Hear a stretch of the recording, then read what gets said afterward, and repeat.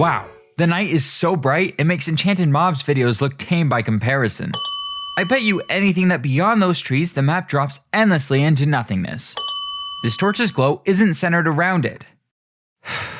My narrator OCD I inherited from Zach is going to be tested, isn't it? Nero's legs are so stiff and jittery. This has got to be one of the wonkiest walk cycles I've seen in a long time.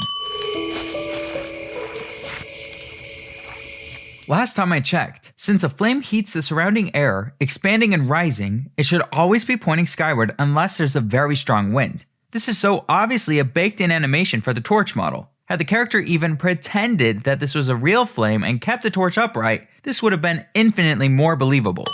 The way Nero's arm snaps into its next animation looks very robotic and linear.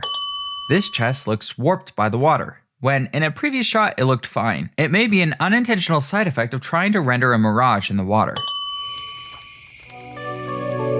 Well, that's new. I've never seen a simulated rack focus go so badly that it shrinks a whole character.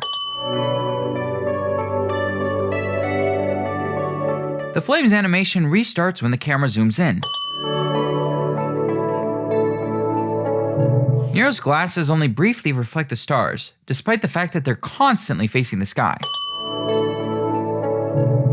After the little surge, the sparks float upwards. Okay then.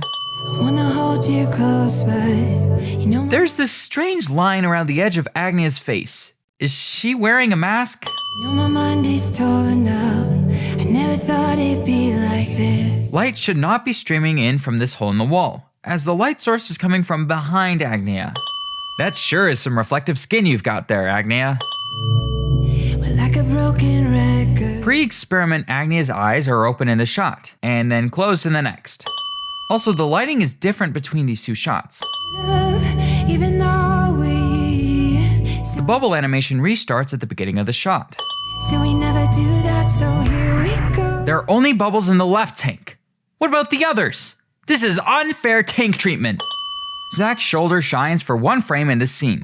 We say things that are not true, but somehow I'm still here. Animation, if you're trying to tell me that this is supposed to securely tie down Agnia so she won't move, I'm not convinced. Also, there's nothing that connects to Agnia that could flow power into her. When characters blink in this animation, sometimes their eyes disappear, but other times you get creases like this. Not to mention, Agnia's eyes aren't fully closed here. Agnia's hair bun clips into the table when she begins to freak out.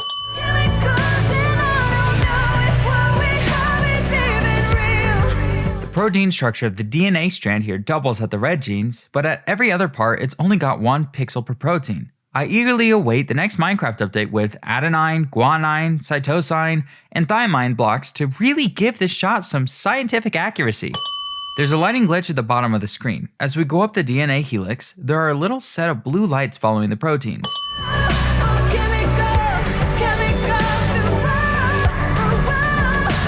The shockwave produced by the overflowing power begins completely pulverizing all the glass in the room except for here, where the viewing window in front of Zach only breaks in the center. Also, the area behind the broken glass in front of Zach is pitch black when it should be red. Again with this awful spinning into the portal. Just have the portal open and the characters go into it. It's less work, comes off less silly, and looks so much better. Oh boy, Nero and Layla's faces are looking meshy.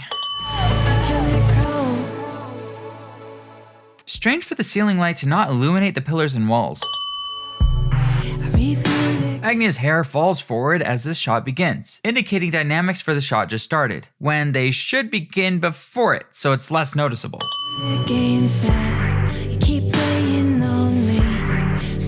Nero's hand pulls the curtain closed, but acts as if it was pulled at a spot higher than his hand.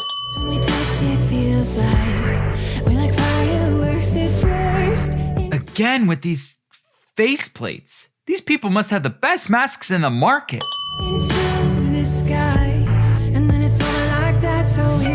Nero and Layla have strong rim lighting on them, but it doesn't seem as though the background was given the same treatment. The The Blue Jerome's animators need better simulated camera lenses. It shouldn't shrink things. In my experience, using the render engine for depth of field gives the best result. Agnia's skin is so specular, I swear she's made of aluminum.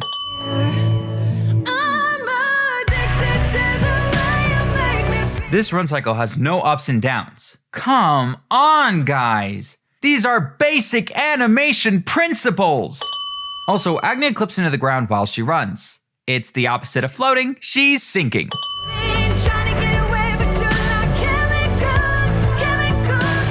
Unless the zombie has severe scoliosis, there's no reason for its character model to stand like that. The arc of the zombie and its timing are just awful. He floats in the air for what feels like 6 years before finally hitting the tree. Also, he clips into the tree. There goes all the clipping sins.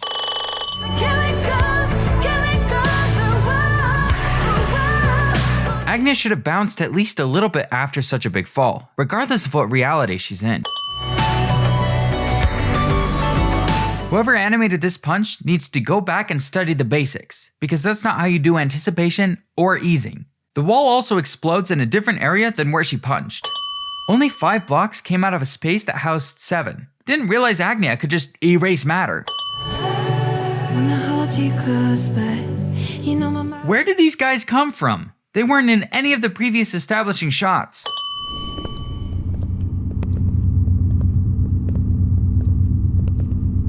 Agnia's hair isn't attached to the back of her head. Wow, Agnia sure has a shaky hold on that sword. Or maybe it's just IK snapping. How nice of that sword to lodge itself into the guy for Agnia. These lads jump into their falling animation after the sword touches them.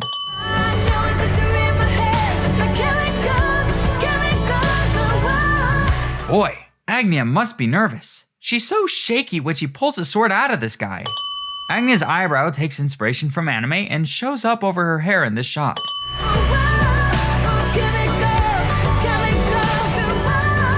This zombie sleeve isn't part of the skin of this model, when they could have gotten away with just doing that. Agnia's hair also wanted to bow to her, apparently. There's a glow around Nero that shouldn't be there. The rain is so transparent that I thought that the models were bugging out for a second.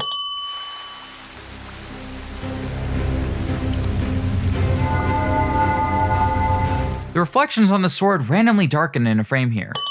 The tombstone area begins to glow before the light actually shows up. This teleporting animation has the same thing the title card has going on. It looks much more like a glitch than an intentional effect. In conclusion, this animation was alright. It has a nice story and some cool shots and lighting ideas, but the execution of the lighting and animation could have used some work. My main issue is that it's trying to tell a very character-driven story, yet the facial animation on the characters is pretty lackluster. Proper polish on the facials would make the characters feel much more alive and make the viewer care more about them. Aside from that, however, it's nice to see a fresh new story, and overall, it's a good watch.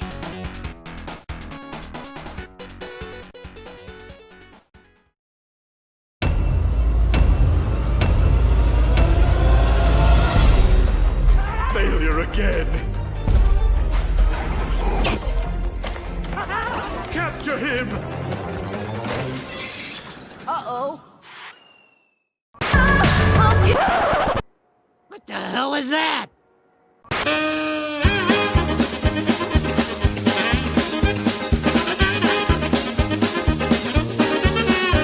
Do you expect me to talk?